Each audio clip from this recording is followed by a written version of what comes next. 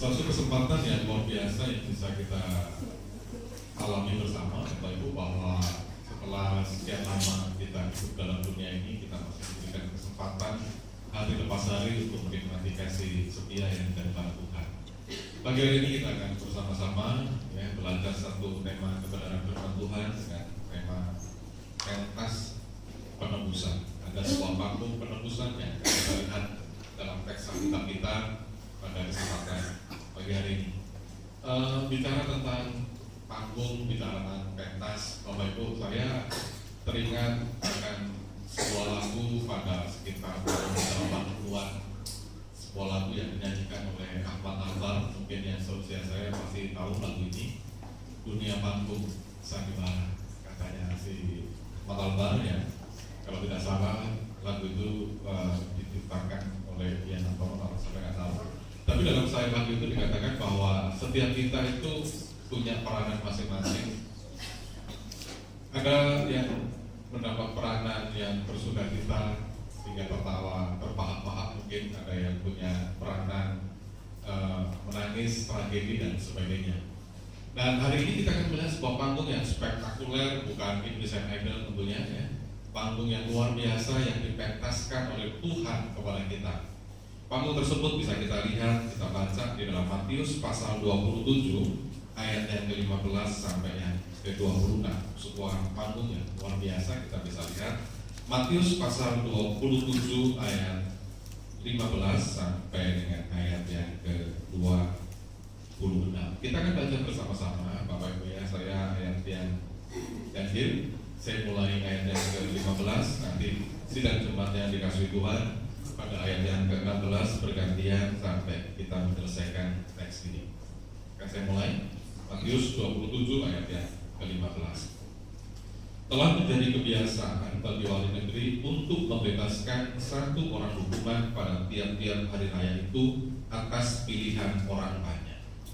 Dan pada waktu itu ada penjara seorang terkenal kejahatannya yang bernama Yesus. Karena mereka sudah berkumpul di sana, Pilatus berkata kepada mereka, "Siapa yang kamu kehendaki kubebaskan bagimu?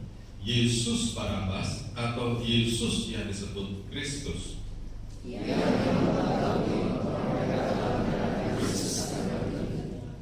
Ketika Pilatus sedang duduk di kursi pengadilan, istrinya mengirimkan pesan kepadanya, "Jangan engkau mencampuri perkara orang benar itu, sebab karena dia aku sangat menderita dalam mimpi tadi malam."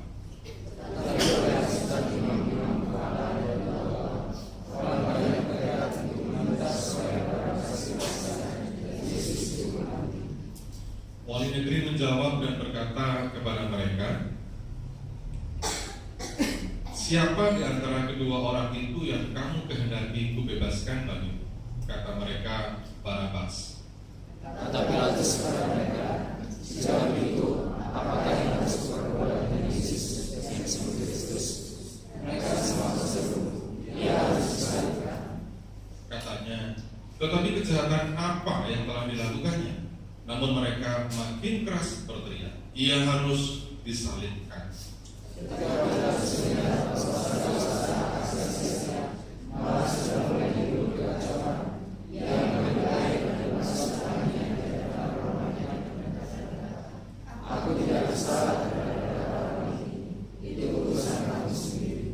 Dan seluruh rakyat itu menjawab, "Biarlah darahnya ditanggungkan atas kami dan atas anak-anak kami."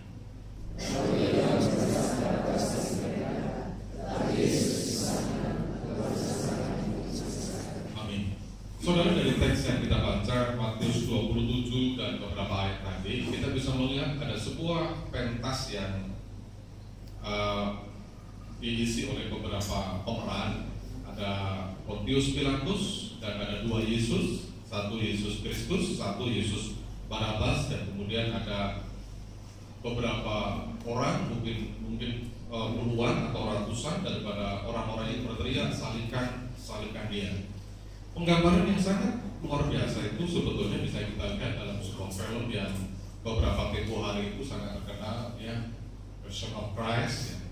Saudara bisa membayangkan ya, bagaimana pemeran ini yang diperankan, saya kurang tahu, tapi disutradarai Gibson begitu dramatis memberikan sebuah pilihan kepada kita semua. Siapakah yang kau pilih? Yesus.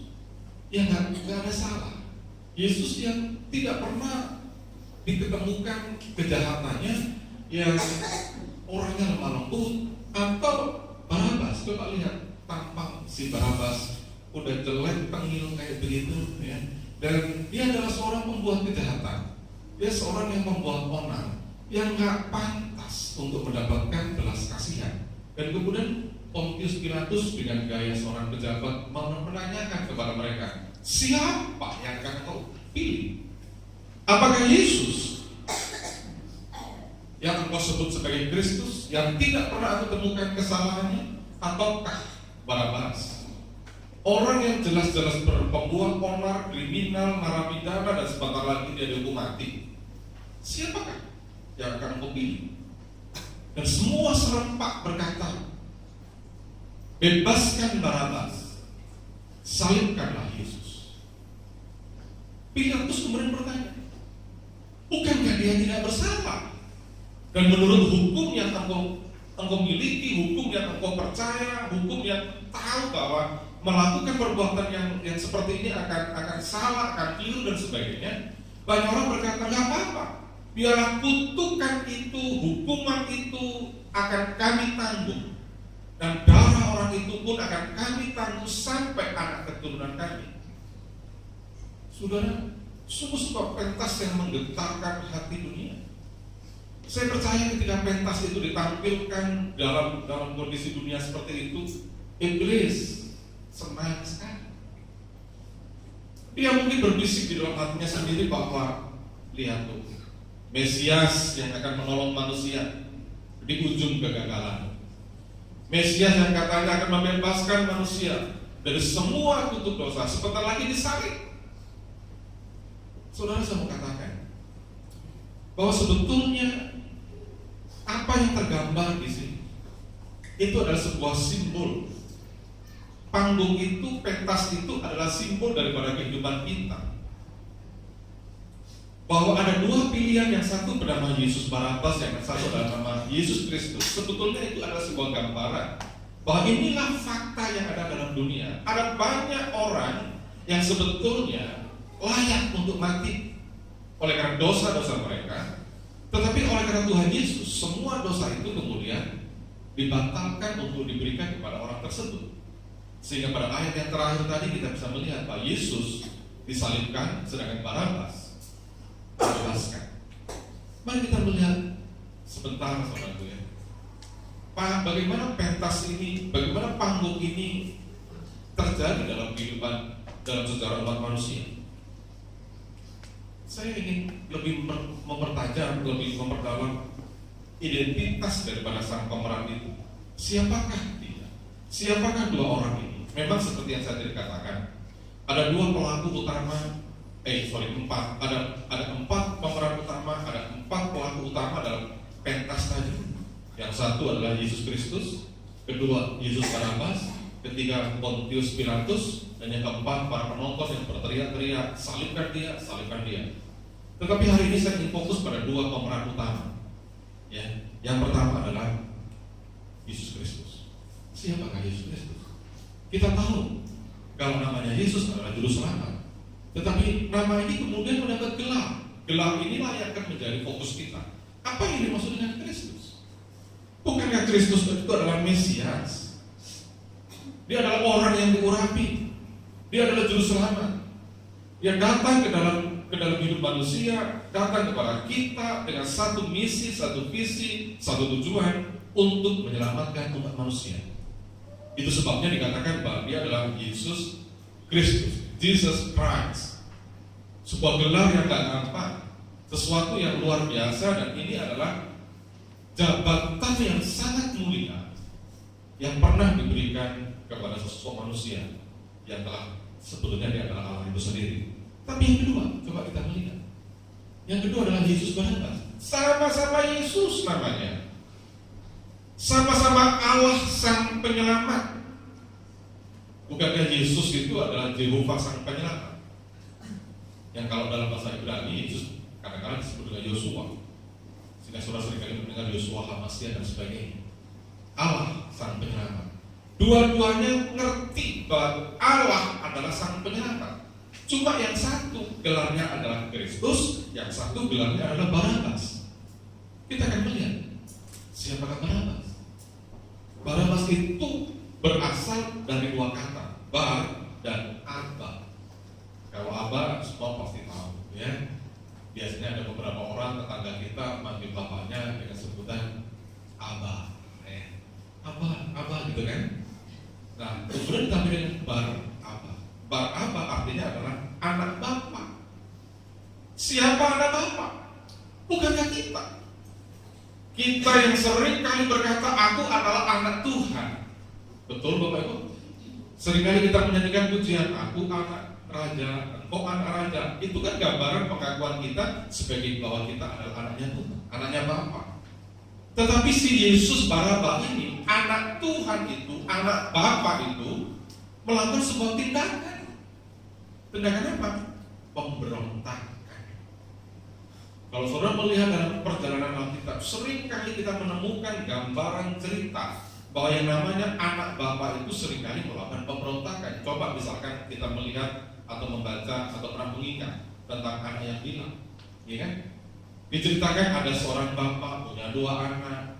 Anak pertama baik-baik saja, anak yang kedua datang kepada bapaknya dan berkata, Pak, bukankah aku punya hak atas hartanya bapak? Bolehkah aku minta separuh dari harta yang dimiliki bapak? Kita tahu bahwa minta warisan ketika bapaknya masih hidup itu sebuah perbuatan yang sangat-sangat tidak benar.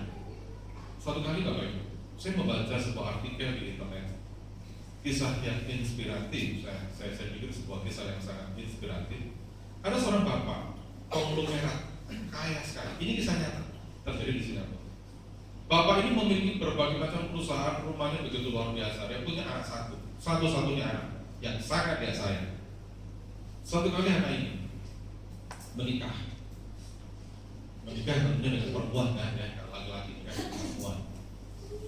Karena bapaknya begitu sayang sama anak ini, maka begitu dia menikah, semua harta waris daripada bapak ini dibalik namakan. Jadi perusahaannya, rekening depositonya, rumahnya diberikan kepada anak yang dia sayangi. Semuanya. Bapaknya tinggal nggak punya apa-apa dan dia kemudian masih tinggal di rumah yang sama, tapi rumah itu sekarang sudah berganti nama menjadi nama anaknya. Tinggal di situ setahun, 2 tahun, 3 tahun. Ternyata apa yang terjadi? Istri yang diambil oleh si anak ini adalah wanita yang kurang tepat. Istri ini begitu mendominasi si anak, menguasai semuanya. Dan 8 tahun kemudian perempuan ini suka berantem dengan mertuanya, dengan si bapak yang sebetulnya memiliki kekayaan yang luar biasa, tapi sekarang tidak punya apa-apa, tidak punya uang spesial pun, tidak memiliki uang ya serupiah pun tidak punya. Dalam puncak pertikaiannya, kemudian anak menantu dan anak kandungnya sendiri sepakat mengusir bapak, tendang di rumah. Apa yang terjadi? Karena bapaknya sudah nggak punya apa-apa, nggak punya usaha, nggak punya pekerjaan, nggak punya rumah. Konglomerat orang terkaya nomor 3 kalau nggak salah pada masa itu di Singapura, tiba-tiba berubah menjadi gelandangan. Dari taman minta duit menjadi seorang pengemis. Satu kali beberapa ada rombongan para pengusaha yang mungkin baru meeting di suatu tempat jalan di situ, dia lihat bapaknya, kaget. Kayaknya aku pernah kenal sama orang ini. Kayaknya saya pernah tahu sama orang ini. Kemudian salah satu pengusaha itu berhenti dan tanya, bukankah aku temanku? Bukankah aku adalah bapak yang namanya ini dan sebagainya? Bapak ini mengelak, enggak, bukan. Kamu salah lihat lah. Aku bukan itu. Dia itu seorang konglomerat, dia orang kaya, sedangkan aku seorang gelandangan. Tapi kata namanya teman, dia pasti tahu benar detail daripada temannya. Mungkin teman-teman di sini tahu nggak ini ada yang di sini? Tahu kan ya, karena temannya dirubah kayak apa? Tetap namanya Yangkat gitu kan. Walaupun sudah keluyuran ke Medan, tetap kayak rekor betul gitu kan. Kenal, gitu. Nggak Nggak bisa pura-pura tuh, sekarang saya bukan Yahweh dan Johnson. Nggak bisa. Ya, kayak begitu. Ya kan? Kulitnya kayak begitu, rambutnya kayak begitu, modelnya mungkin bau badannya juga sama. Persis. Temannya juga gitu. Bukan. Kamu bukan pengemis, kamu adalah orang kaya. Sampai namanya pengusaha ini saking yakinnya itu, karena para pengusaha itu dekat dengan Perdana Menteri Lee Kuan Yew pada waktu itu. Para pengusaha ini cerita kepada Perdana Menteri Singapura Lee Kuan Yew. Lee Kuan Yew sama sekali belum tahu kan antara percaya sama enggak gitu kan. Dia kemudian dia bilang kepada para asistennya, ajudannya, tolong kamu panggil pengemis yang ada di pusat kota, taman kota. Mungkin kalau tanya nama alun-alun di mana, mungkin Ibu Devi yang tahu, karena Ibu Devi sudah beberapa tahun di Singapura tahu ya. Tapi kalau saya tahunya cuma Gedung Kancah gitu ya, saya nggak ngerti gitu ya. Tanya sama Bu Devi alun-alun di Singapura namanya apa gitu kan. Dipanggil itu sama Lee Kuan Yew. Nah, setelah dipanggil sama Lee Kuan Yew, dicerita, bicara dan sebagainya, ternyata benar. Ini adalah orang kaya nomor 3 di Singapura pada waktu itu, yang kemudian menjadi gelandangan. Dia tanya kenapa si bapak ini dengan terbatas bercerita, saya mengasihi anak saya hibah, saya wariskan semua harta kepada anak saya. Tetapi kemudian apa yang terjadi? Saya diusir hingga oleh anak saya dengan istrinya, dan untuk mempertahankan hidup supaya saya bisa makan terpaksa saya minta-minta. Itu kan Lee Kuan Yew begitu marah.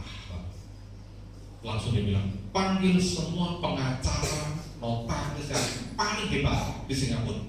Kita ajukan perkara ini ke pengadilan. Panggil pengacara-pengacara yang hebat, berdebat dengan anaknya yang tadi mengenai hartawan dan sebagainya.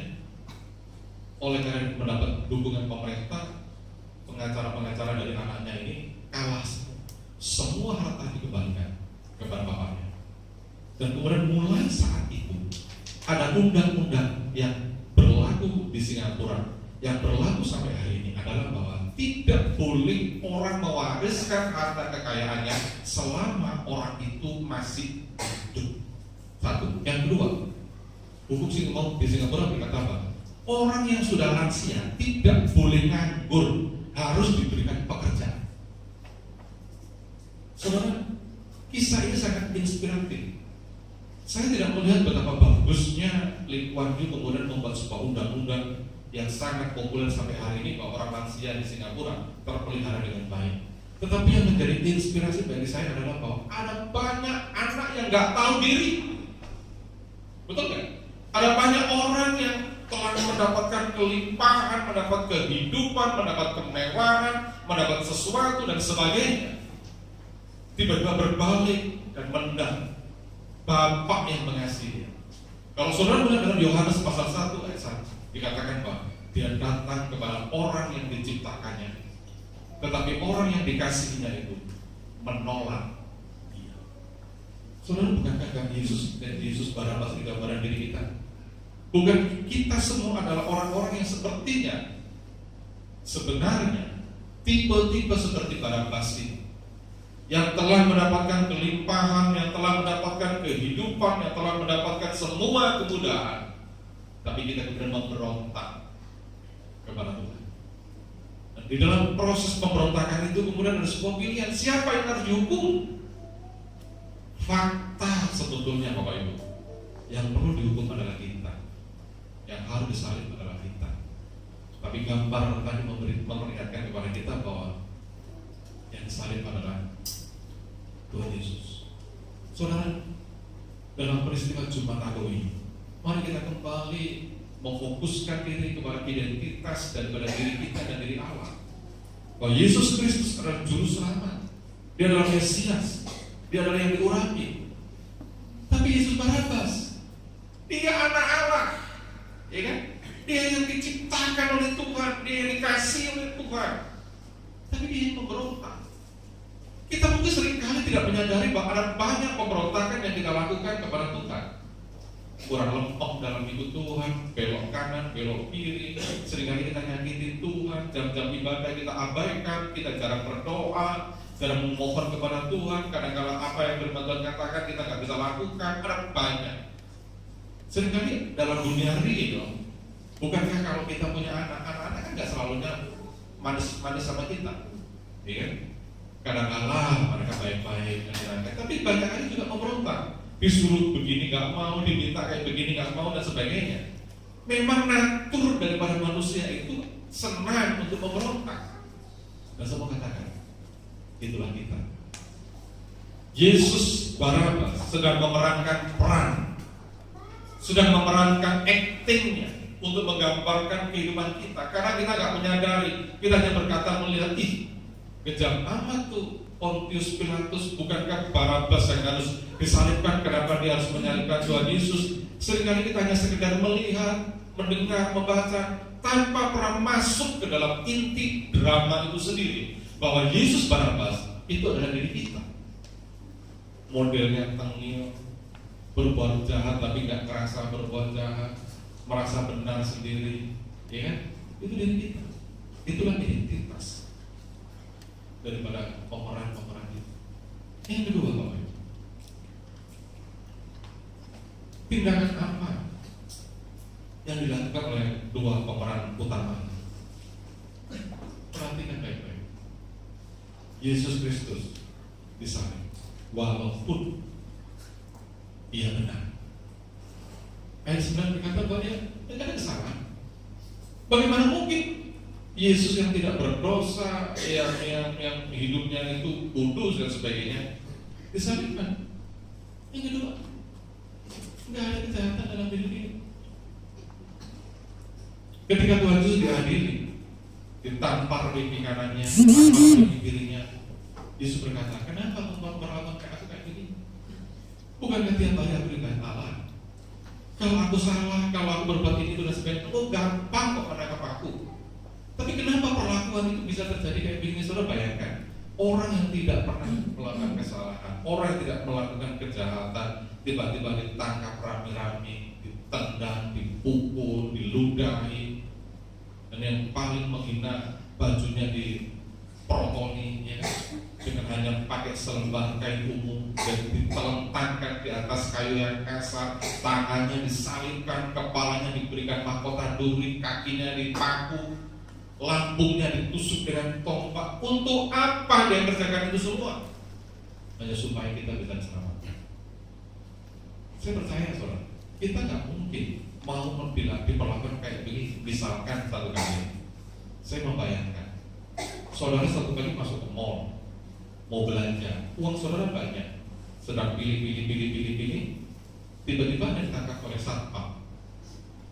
Kemudian satpam itu dengan dilihat banyak orang menuduh saudara, engkau maling ya, engkau mau ambil barang ini ya, tanpa mau membayar.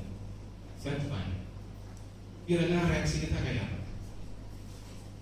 Apakah reaksi kita berkata, ya enggak lah ya, tapi dengan lembut? Enggak, pasti kita juga sontak marah,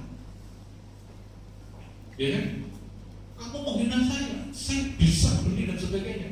Coba bayangkan ketika Anda dipermalukan di depan umum kayak begitu, dianggap maling, kemudian ditangkap, tangan Anda diborgol. Coba saudara bayangkan berjalan dari tempat mall yang ramai itu, semua memandang Anda dibawa, kemudian dibawa ke kantor polisi, ada orang yang memukul Anda, ada orang yang menendang Anda, ada orang yang meludahi Anda. Saya yakin Anda betul-betul tertekan pada masa itu. Kenapa? Karena Anda merasa tidak bersalah. Yesus melakukan jauh lebih kejam. Perlakuan itu diberikan kepada Tuhan Yesus. Dia nggak salah, nggak pernah berbuat dosa, nggak pernah maling, nggak pernah mencuri, nggak pernah macam-macam. Ngomong kasar pun nggak pernah Tuhan Yesus. Tuhan pernah berkata, belajarlah kepadaku karena aku adalah lemah lembut. Orang yang begitu sabar, orang yang begitu lemah lembut, coba tiba-tiba dia ditangkap justru ketika dia berdoa. Kalau namanya ketangkap basah itu melakukan kejahatan, ya kan? Maling ketangkap basah itu ketika langsung melakukan kejahatan. Ini enggak, sedang berdoa. Di taman Getsemani dia berdoa sambil mencucurkan air mata, keringat darah keluar. Tiba-tiba Yudas datang dengan berbagai macam tentara, tangkap dia, bawa ke pengadilan, diludahi dan sebagainya. Saudara bisa bayangkan, untuk siapa Yesus melakukan kayak begini? Untuk kita. Amin. Amin, amin. Untuk kita, untuk saya dan saudara. Pernah nggak kita berpikir, apa yang bisa saya berikan kepada Tuhan yang telah diperlakukan kayak begini? Ketika saya nonton film Passion of the Christ, hati saya betul-betul terharu, tergores. Bagaimana ketika dia menundukkan badannya, diikat di sebuah kayu, kemudian para saudara itu memukul, mencambuk tubuh Tuhan dengan cambuk yang ujungnya ada durinya. Begitu masuk ke dalam punggungnya, tarik tetar gitu ya, potongan-potongan darahnya itu, potongan-potongan dagingnya itu berserakan kemana-mana. Untuk siapa? Untuk saya. Banyak pada minggu yang lalu ketika saya merenungkan bahwa 50 tahun hidup saya, 20 tahun saya melayani Tuhan, dan saya merasakan banyak berkat yang Tuhan limpahkan kepada saya. Gak tahan air mata itu pengen turun dari pelupuk mata ini. Begitu terharu, begitu Tuhan mengasihi saya, begitu menyayangi saya sehingga dia rela melakukan itu semua. Itu tindakan Tuhan. Disalibkan walaupun dia benar, disalibkan walaupun dia tidak jahat. Dia rela. Bukankah seringkali bapak-bapak, ibu-ibu kalau melihat anak sakit, hatinya pun hancur. Ya, betul ya kalau itu ya, betul ya Pak Hendra. Seringkali ya kalau kita melihat anak kita sakit, bapak ibu biasanya berdoa, Tuhan kalau boleh anak saya nggak sakit, saya saja yang sakit Tuhan. Betul ya ibu ya? Ya pasti begitu. Ya nanti satu kali anaknya merasa, sekarang masih di kandungannya.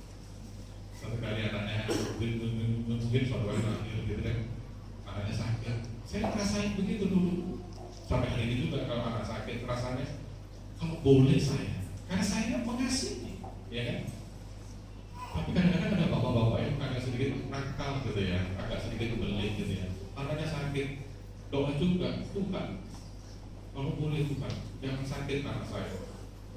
Kalau boleh Tuhan, sakitnya pindahkan ke istri saya. Ada bapak yang begini? Nggak ada ya. Kita pasti nggak tanya kepada orang anak kita yang sakit. Yang kedua, kita melihat tindakan sang pemeran yang kedua, Yesus Barabas, yang dibebaskan walaupun apa? Walaupun dia orang hukuman, ia narapidana yang bentar lagi akan mati, ya kan? Orang yang mestinya mendapatkan penghukuman, orang yang semestinya tidak layak untuk dibebaskan, ya dibebaskan. Ya. Dan yang sebenarnya Barabas ini adalah jahat, tapi dia dibebaskan. Dia seorang bunuh, kriminal. Saudara bisa melihat gambaran sepintas daripada kisah ini, pentas penebusan. Mungkin saya tidak mau fokuskan kepada Pilatus, orang yang kepingin aman. Saya tidak mau fokuskan kepada para penonton yang berteriak-teriak salibkan dia. Tapi saya mau fokuskan pada dua pemeran utama ini, Yesus Kristus dan Yesus Barabas. Yesus Kristus yang tidak salah, yang benar, yang jahat, tapi disalibkan, ya, walaupun dia tidak pernah melakukan kesalahan apapun. Yang kedua, Yesus Barabas, dia dibebaskan walaupun dia adalah seorang hukuman. Dia dibebaskan walaupun dia orang yang jahat. Pada akhirnya, pada Jumat Agung ini saya ingin mengatakan kepada kita ini adalah para Barabas. Kita lah yang semestinya digantung di kayu salib, diberikan mahkota duri, tangan kaki kita dipaku, lambung kita ditikam, mestinya kita. Tapi karena Tuhan mengasihi kita, Yesus mengasihi kita, dia rela untuk menggantikan pemeran itu, menggantikan peranan itu, sehingga Yesus yang tidak bersalah, dia yang disalibkan, menggantikan kita, para Barabas itu, anak-anak Tuhan. Ini kita kan anak-anak Tuhan yang telah memberontak itu, ya, yang telah menyakiti hati Bapa, kita semua digantikan oleh Tuhan di kayu salib dengan satu tujuan, supaya kita semua diselamatkan oleh kasih anugerah Tuhan. Saya berarti